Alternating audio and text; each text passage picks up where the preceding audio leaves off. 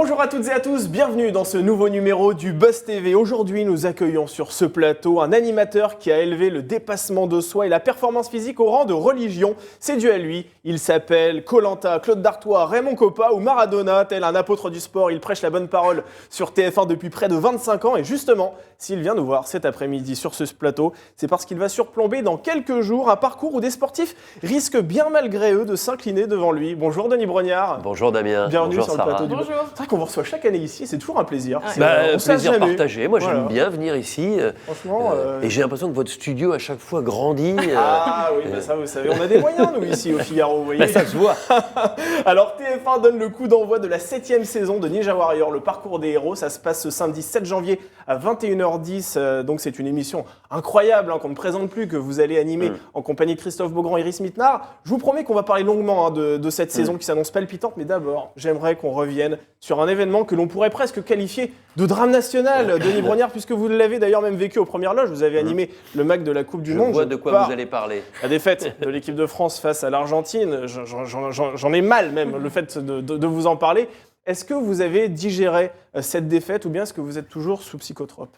Alors, je ne suis jamais sous psychotrope, mais c'est vrai que ça a été difficile à digérer parce que forcément, même quand on est animateur d'une émission pour décrypter ce qui se passe, on est avant tout supporter quand il y a l'équipe de France. Moi, je l'ai toujours dit, je ne rêve que d'une chose, c'est de voir à chaque fois l'équipe de France gagner, aller le plus loin possible. Et c'est vrai que sur cette finale, d'abord, on a été amorphe, on n'a pas compris sur les 80 premières minutes ce qui pouvait se passer pour ces joueurs qui étaient complètement en dessous de ce qu'ils montraient d'habitude. Puis ensuite, il y a eu ce réveil incroyable, cette prolongation, Kolo Muani, ce tête-à-tête avec Martinez.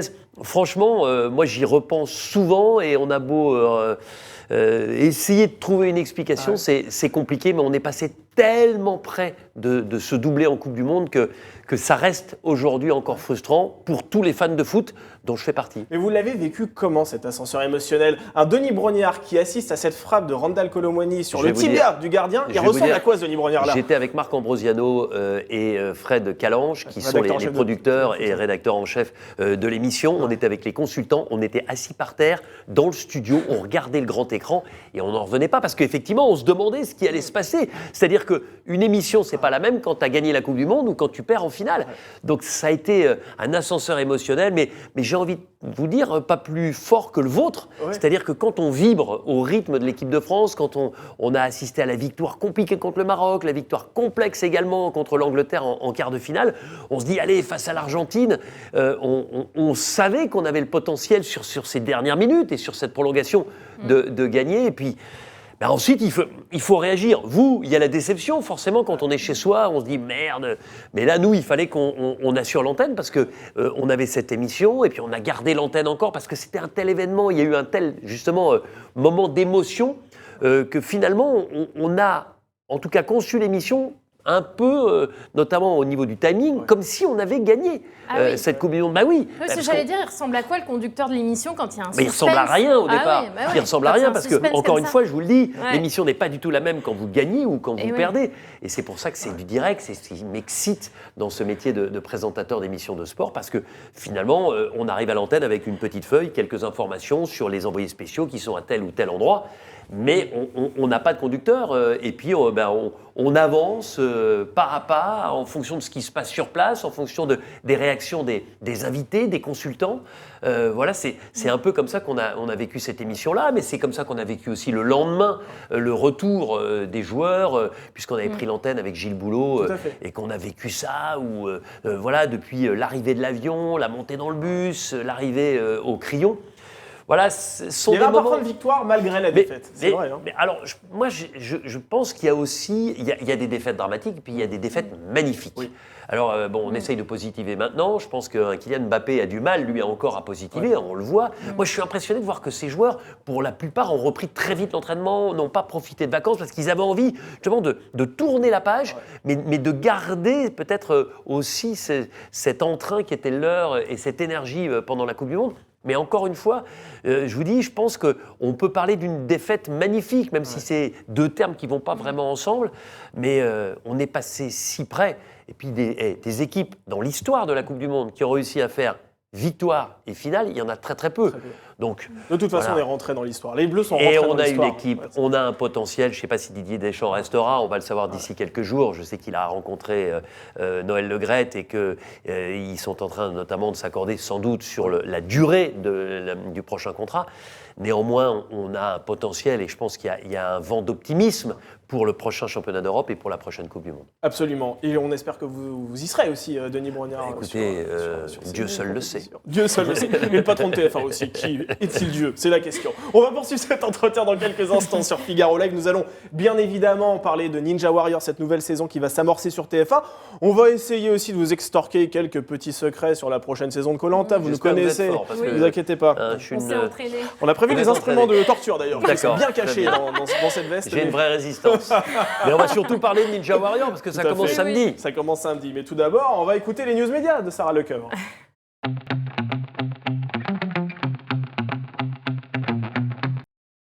Et rebonjour Denis. On va commencer ces infos médias avec une grosse frayeur quand même de l'équipe de Quotidien hier soir en direct. Oui, hier soir, Yann Barthès et son équipe faisaient leur entrée sur TMC et ils ont réalisé un duplex avec Paul Gasnier qui est leur envoyé spécial en Ukraine. Sauf qu'au moment de la connexion, une forte explosion s'est produite, surprenant l'ensemble du plateau et l'invité aussi Bruno Le Maire. Regardez. On va découvrir juste l'image de l'explosion qui a eu lieu donc à Kramatorsk tout à l'heure, juste à côté de notre équipe. Donc ce qu'a vécu Paul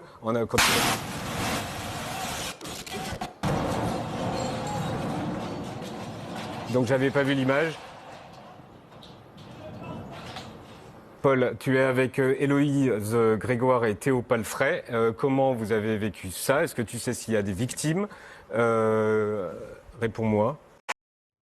Alors pour vous rassurer, Paul Gasnier a répondu. Il ne sait pas s'il est en sécurité avec son équipe. En tout cas, il a précisé qu'il était à l'abri avec ses 3 JRI. Incroyable cette séquence, franchement. C'est important aussi de rendre hommage à tous les envoyés spéciaux de la presse écrite, de la radio, de la télévision, du web et qui prennent des risques pour nous informer en Ukraine. Et cette image est vraiment la preuve, encore une fois, de la complexité de ce métier. Je pense qu'il faut les mettre à l'honneur et vraiment saluer leur travail absolument remarquable. Ils prennent des risques parfois inconsidérés, malgré eux. Effectivement, on le voit sur cette séquence. Évidemment, c'est sans commune mesure avec ce qu'on peut vivre en tant que journaliste, heureusement, la plupart du temps. Est-ce que vous avez déjà vécu des frayants reportages? On rappelle qu'avant d'être l'animateur de Koh-Lanta, vous êtes aussi journaliste. Je me suis rendu compte que ce métier n'était pas fait pour moi parce qu'à la fin de mon service militaire, ça remonte à une époque où vous étiez à peine nés tous les deux. J'étais parti en ex-Yougoslavie, du côté de Sarajevo, pendant la guerre, au début des années 90. Et voilà, j'ai vécu des moments un peu difficiles, mais je me suis rendu compte que finalement, c'était pas du tout fait pour moi. Et c'est pour ça que, ayant touché un petit peu du doigt tout ça, je veux vraiment qu'on rende hommage à tous ces journalistes, à tous ces techniciens, ces caméramans, ces ingénieurs du son, ces monteurs, qui, encore une fois, travaillent jour et nuit dans des conditions extrêmement difficiles. En Ukraine, évidemment, mais précédemment en Afghanistan, dans les zones de conflit en Afrique. Enfin, voilà, ce sont des gens qui, encore une fois, un peu comme les militaires, prennent des risques pour parler de ce qui se passe et quelque part apporter un tout petit peu leur pierre à l'édifice dans ce monde où on recherche la liberté. Les moments particuliers que vous avez vécus sur le terrain, vous faites référence à des images auxquelles vous avez assisté, vous faites référence à des moments compliqués Non, mais c'était une zone de guerre, donc oui, effectivement, c'est toujours très très complexe. Ouais. Mais encore une fois, voilà. Pensons à ceux qui sont sur le terrain et qui vivent, on l'a vu avec vos images, des moments particulièrement difficiles et un stress au quotidien 24 heures sur 24. Allez, on poursuit ces infos médias avec le coup de gueule. Un coup de gueule, cette fois-ci, il est signé Brigitte Bardot. Oui, l'icône du cinéma français est en colère contre le biopic qui lui est consacré sur France 2 en 2023. La chaîne du service public diffusera 6 épisodes réalisés par Daniel Thompson et son fils Christopher qui retraceront les débuts de la comédienne au cinéma. Un projet dont la principale intéressée a récemment découvert grâce au JDD qui l'interrogeait à ce sujet. Mais elle dit qu'elle s'en moque. La seule chose qui lui importe, c'est ma vraie vie avec moi et pas des biopics à la con. Voilà ce qu'elle a lancé à nos confrères. Et ben au moins, il n'y a pas de la langue de bois là-dedans. Hein. Vous, Denis Brognard, bon, c'est vrai que vous êtes animateur, journaliste. Est-ce que le métier de comédien, c'est quelque chose quand même qui vous ferait vibrer ? Non, mais vous savez, c'est un métier, comme vous le Bien dites. sûr. Donc, il faut des d'animateurs compétences. qui nous Ouais, mais il faut des compétences, faut travailler. Ouais. Maintenant, quelques apparitions, ça m'est déjà arrivé Ouais. sur Family Business, notamment, Ouais. sur Nos chers voisins. Et puis, peut-être dans un futur proche, encore une belle expérience dans ce domaine-là. Mais Ça Dans un m'intéresse. gars- Futur proche, Mais on belle le expérience dans ce sait, c'est domaine-là. un gars, une fille avec Adriana Carambeu. Absolument. Oui. voilà, donc, mais encore une fois, c'est une expérience, c'est pas un métier.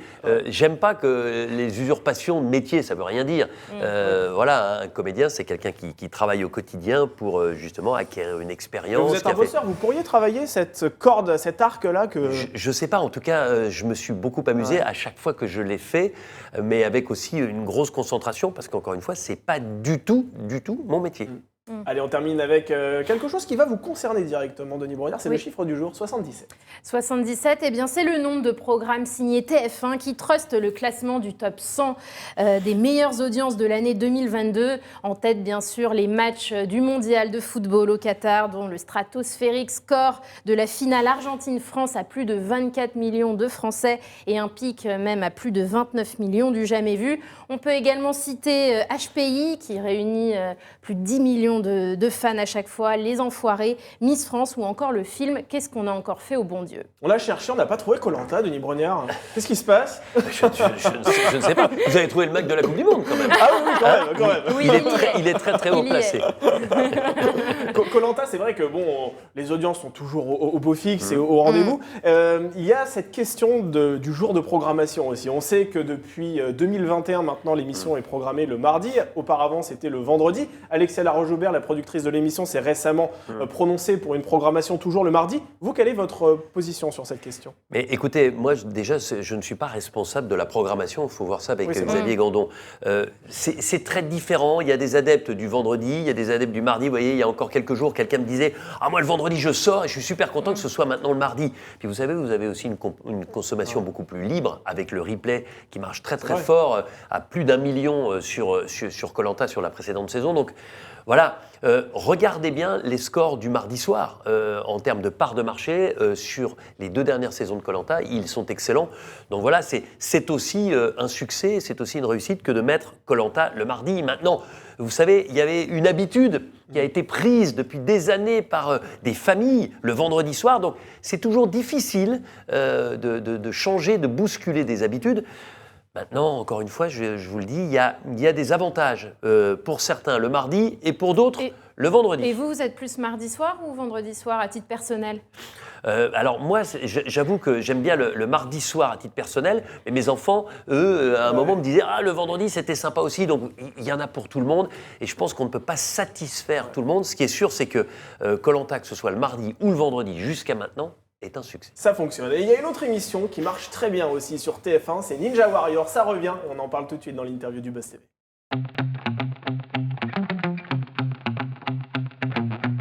C'est la 7e saison et ça démarre ce samedi 7 janvier à 21h10 sur TF1. Alors pour ceux qui auraient vécu sur Mars au cours des dernières années, Ninja Warrior, c'est une émission où des candidats doivent franchir un parcours où des obstacles sont absolument redoutables.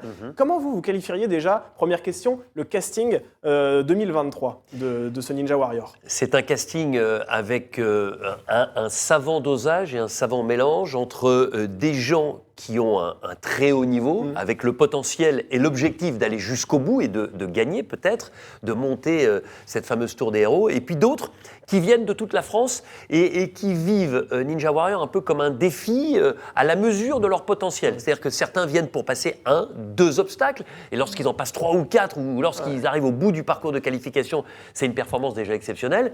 Et puis d'autres qui vraiment se sont préparés, mais n'ont pas le potentiel d'aller jusqu'au bout. C'est pour ça que je considère que c'est une émission populaire. Et puis surtout, cette année, on arrive avec encore un petit piment supplémentaire, parce que vous avez un objectif chronométrique sur les 2 premiers obstacles. Si vous êtes en dessous des 20 ou 21 secondes en fonction des parcours et des soirées, eh bien, vous pouvez aller directement au bout du parcours de qualification et vous qualifier soit pour la demi-finale, soit pour la finale directement, si vous êtes capable de monter le méga mur.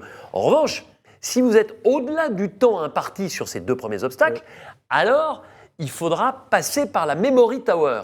Et là, c'est un groupe d'obstacles assez redoutable, puisque parmi ces obstacles, il y a des obstacles entre guillemets piégés, avec des prises. Vous savez, quand vous avez des prises avec les mains qui vous permettent de progresser le long d'un obstacle, mais certaines prises ne tiennent pas. Ce qui fait que si vous vous agrippez à ces prises-là, vous êtes immédiatement précipité vers le bas et ça se termine. Mais pour que vous puissiez être parfaitement au courant de ce qui se passe, avant de commencer le parcours, vous regardez un testeur qui vous montre le parcours idéal. Et vous imaginez, ça c'est au début. Vous avez fait 4 ou 5 obstacles et vous vous retrouvez sur la Memory Tower. Il faut vous souvenir que l'obstacle 2, c'est un bon, que l'obstacle 3, il est mauvais, que le piston 4, il est bon, que le piston 5, il va vous précipiter immédiatement vers le bas. Donc c'est un peu compliqué et ça renforce encore un peu le suspense et ça augmente. Incroyable. Vous êtes dans un sadisme incroyable. Vous en parlez, je vois votre œil qui pétille. C'est ça qui est incroyable. Damien, dans cette à histoire. chaque fois vous employez ce mot, mais je attendez. pense il va falloir que vous preniez votre dictionnaire un peu plus souvent, Damien. Non, mais juste avec beaucoup d'humour, vous savez. Non, mais alors si c'est de l'humour, ça va.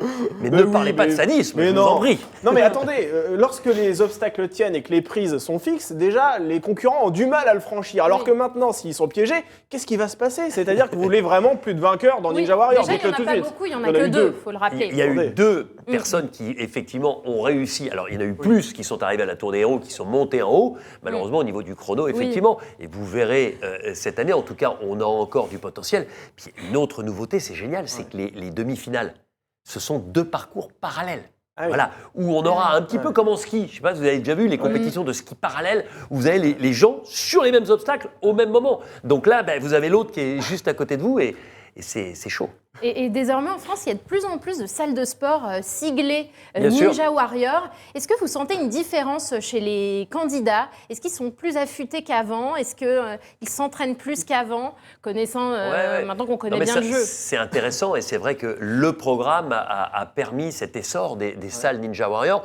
Donc forcément, il y a un entraînement différent, il y a une préparation différente, il y a aussi une acuité sur le potentiel physique qu'il faut avoir pour être performant dans une émission comme celle-ci. Mais la force aussi de Ninja Warrior, c'est que les obstacles, ils les découvrent le soir même. Les parcours d'un soir sur l'autre ne sont pas les mêmes. Le parcours de qualification n'est pas le même que celui de la demi-finale et n'est pas le même encore que celui de la finale. Et il n'y a pas d'entraînement sur ces parcours. Pour la première fois. Néanmoins, c'est vrai que dans les salles Ninja Warrior, on retrouve forcément les copies de ce qu'on peut avoir sur Ninja Warrior, même si chaque année on innove. Mais évidemment, on a des gens qui sont de plus en plus préparés et de plus en plus motivés pour aller au bout et pour gagner. Alors même si je sais que vous en mourrez très certainement d'envie, vous ne pouvez pas vous tester ce parcours de Ninja Warrior parce que vous vous envolez quelques jours plus tard, je crois, pour le tournage de Koh-Lanta et évidemment pour des raisons de sécurité, vous n'allez pas vous tenter de vous blesser. Mais c'est ça très m'arrange compliqué. aussi, je vous cache pas. Autant les épreuves de Koh-Lanta correspondent un petit peu plus à mon potentiel. Ninja Warrior, c'est quand même très spécifique et c'est vrai qu'il y a deux raisons. Vous l'avez cité, la première, c'est que je peux pas me blesser parce que très régulièrement après le tournage, je pars sur Koh-Lanta. Puis la deuxième, c'est que, vous savez, moi j'ai l'habitude dans Koh-Lanta des eaux chaudes à 30 degrés et plus. Et à Ninja Warrior, on tourne au milieu du printemps et quand on tombe dans la piscine, l'eau est à 13 ou 14 degrés. Vous en parlerez avec mon ami Christophe Beaugrand, il l'a expérimenté.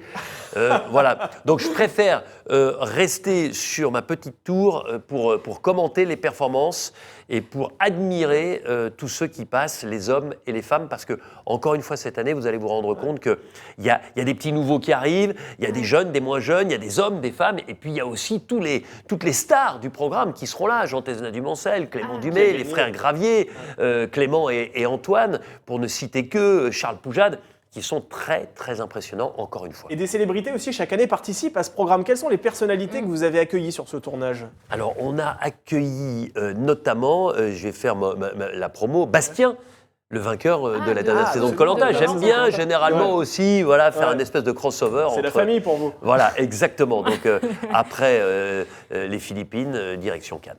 Après, Philippe. Alors, il y a Bastien, mais vous avez d'autres personnalités ou pas qui vont venir là, vous me posez une Je vous pose une colle. Ouais, vous me posez une colle. Bon. Très bien, bon écoutez, on Si ça vous découvrira revient. ça. Mais c'est pas, tout ça pour vous dire, et c'est d'ailleurs assez symptomatique, c'est pas l'objectif. Bien sûr. Encore une fois, c'est exactement comme dans Koh-Lanta, c'est une émission pour les anonymes, par des anonymes, mais des anonymes qui, année après année, pour les plus performants, deviennent des personnalités. Jean Tesnas du Moncel, qui a été sur les 6 premières saisons 6 fois finaliste, même chose pour Clément Dumais, ce sont en tout cas dans le monde de ceux qui aiment Ninja Warrior, devenus des personnalités, et on essaye de les confronter aux petits nouveaux qui arrivent, avec, vous le verrez pour certains, un vrai potentiel et une énorme motivation, parce que quand vous êtes face à Jean Tesnas du Moncel, vous avez le couteau entre les dents. Ouais. Et il y a eu des gamelles, il y a eu des frayeurs. Alors attendez, s'il n'y a pas de gamelle dans Ninja Warrior, c'est que c'est pas le même parcours, évidemment. Parce que dès l'instant que vous faites à la moindre faute, vous êtes dans la piscine. Ouais. Mais vous avez déjà eu peur pour des candidats vraiment là, on arrête le tournage, on fait venir les pompiers sur le terrain. Non, on a un service médical, vous en doutez bien, parce que dès qu'il y a une épreuve sportive, dès qu'il y a une performance sportive, il y a le risque zéro n'existe pas. Enfin, tout est quand même bien calculé, bien géré, bien organisé, pour que nous n'ayons pas peur au sens littéral du terme.